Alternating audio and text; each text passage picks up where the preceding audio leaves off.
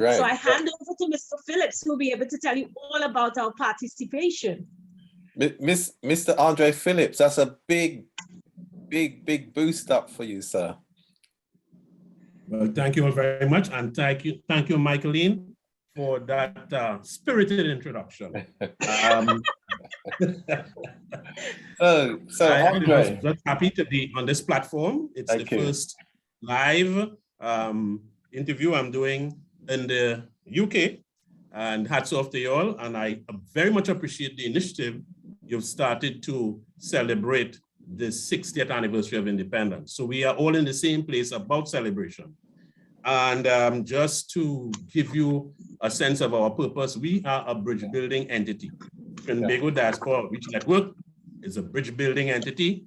We are committed to fostering systematic and harmonious relationships with our diaspora. As Michaeline said, we want to connect with all our people in the major metropolitan areas that we have a long-standing relationship, a long migrant presence, and even the new ones, but all towards the objective of improving lives in the communities in Trinidad and Tobago and the nation as a whole.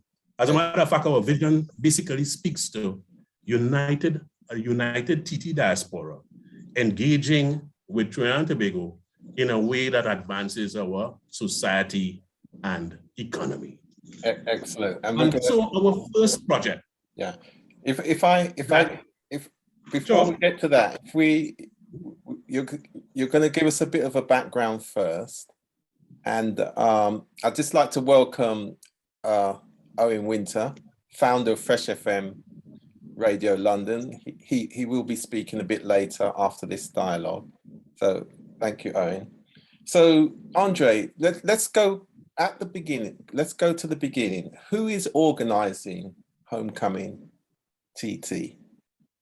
Okay, so it is the Trinbago Diaspora Outreach Network that will be organizing this, which is the first major project that is being pursued by our one-year-old organization. Mm-hmm. And I wanted to also indicate that the representation on this organization, the governing board, is representing people at home living in TNT and people living abroad, especially in the UK, the TTA UK representative, Ms. Trisha George, and we have who's our UK liaison. We have our Eastern region liaison in the USA, who's Stephen Isaac. We have our Western region liaison in the USA, who is Robert Cumberbatch. He's based out in Phoenix. And we are at this time trying to identify a Canadian liaison. We had an interim person who continues to function, but that person moves back and forth from Trinidad to Canada. And this is really the governing board met and determined the broad framework for the hosting of Homecoming T&T 2022.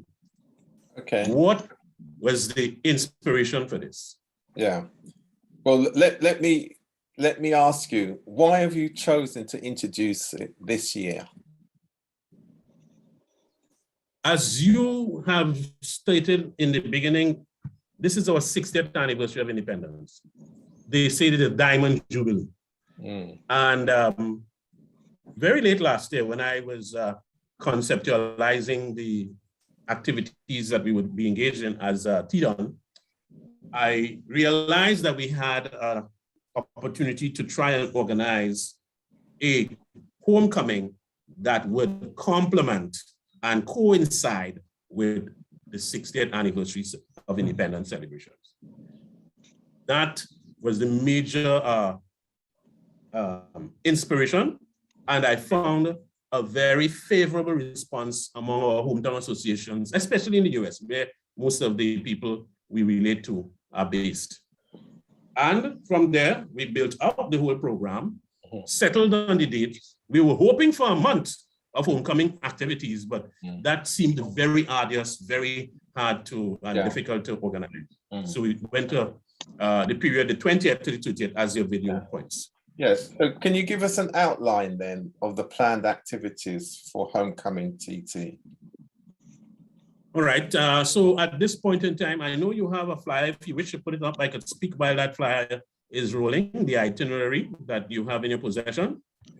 Homecoming has now been defined as an 11-day or 12-day experience from the 20th of August and concluding with our formal program on the 30th, which is Tuesday the 30th, the day before Independence. Yeah. There are activities that will be operating or conducted in both islands, especially from the 20th, we have what we call a meet and greet event at that would be in the water of no man's land. That's very popular facility or very popular attraction that is off Buku Reef. We are going to gather there. On that day, there's supposed to be the great race. That's the regatta that goes on, a powerboat regatta that goes on between from Trinidad to Tobago. And that is an annual program. So we know that that is very well, before COVID, it used to be very well supported. And we felt that for those who come in early, those who arrive in the country early, that we can do a meet and greet that allow them to at least go to the great race completion. And then we organize our trip with the boats to go over to tour the Buku Reef and then end up on no man's land where we'll have a picnic type event. The following day, the accent would be in Trinidad because we are supporting an event that is called the Santa Rosa Carib Santa Rosa Festival. Here, our people from the diaspora will be able to get an appreciation for the first peoples of this nation.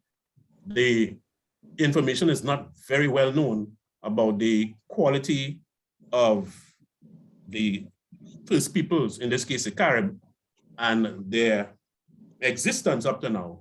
And they have events that they enacted, or they tend to enact what they were doing in the earlier time, 400 years ago, 500 years ago. So there is a Carib chief, and he is very much at the forefront of organizing this annual event. And the date for that is the 21st, so that's on Sunday. On the Monday, we have, from Monday to Friday, basically, you could say, we have a servathon. Here is where the persons who are interested in medical outreach activities will be able to work in teams, as we have identified a few places in Trinidad and Tobago that we would like to conduct clinics. These clinics this year are largely around children, and the focus is on health screening in terms of the hearing screening as well as vision screening to persons who are less fortunate or the underprivileged. There might also be a team that would be doing the whole blood glucose monitoring and testing and so on. So there are teams that will be at different locations. Those locations are still being finalized, but there will be one in East Tobago, North Tobago, West Tobago, and there'll be one in East Trinidad, North Trinidad, and Central Trinidad.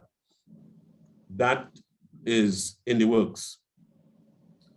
Alongside that, persons, of course, will be allowed to and encouraged to tour Trinidad and Tobago. So we've organized tours in Tobago and tours in Trinidad. We have 2 full-day tours in Tobago. We have 2 full-day tours in Trinidad and a couple half-day tours in Trinidad as well. And they will take in the popular and the not so popular places. We keep in mind that there is an authentic focus behind the activities. So authentic experiences are germane to what we are doing in this homecoming as far as possible. Thanks for that overview. And we will have on the FRESHFM Radio London, we will have the full program for people. And you've touched on many of the points that your theme is reconnect, rediscover, and rejuvenate. Yes. So explain your intentions for rejuvenation. All right, so everybody knows the reconnect. We've been doing that all the time. The rediscover is a little bit about what I was talking about, the authentic experiences. But the rejuvenation is what the people are largely coming back home to do. They want to get in some leisure time, and they want to get in the vibe. And for us, the leisure and the nightlife constitutes the rejuvenation component of, or the rejuvenation theme of the whole trip. We are aware that the government is putting together independence campaign or independence activities to mark the occasion. And they will be doing it with some of the groups, including the NCC and so on. So when that particular program is ready, we would be sharing that with our network affiliates so that people will get to know what are some of the other activities that could help them with rejuvenation when they arrive in that last week or the last 10 days of the month. Okay, thanks for that. So the Diaspora Convention is scheduled for Tobago. What is the motivation behind this decision? It is long overdue for the TT diaspora to gather in one place. It is long overdue. And against the backdrop of this independence celebration with the people coming in, we feel it is a time for us to see the diaspora contribution in the form of an academic conference and let them speak on a range of different things. In doing this, we have been talking to the Tobago House of Assembly about some of the convention items or convention topics we will seek to engage in. But the broad concept is, or the broad intention is to have at least a biennial diaspora convention in T&T, and this is the inaugural convention. It may be the smallest in terms of physical participation, but we believe once all the COVID restrictions and all the COVID issues are resolved, us for the whole country and the region, the world to return to a greater sense of normalcy, we would be looking at the convention being only face-to-face or physical program.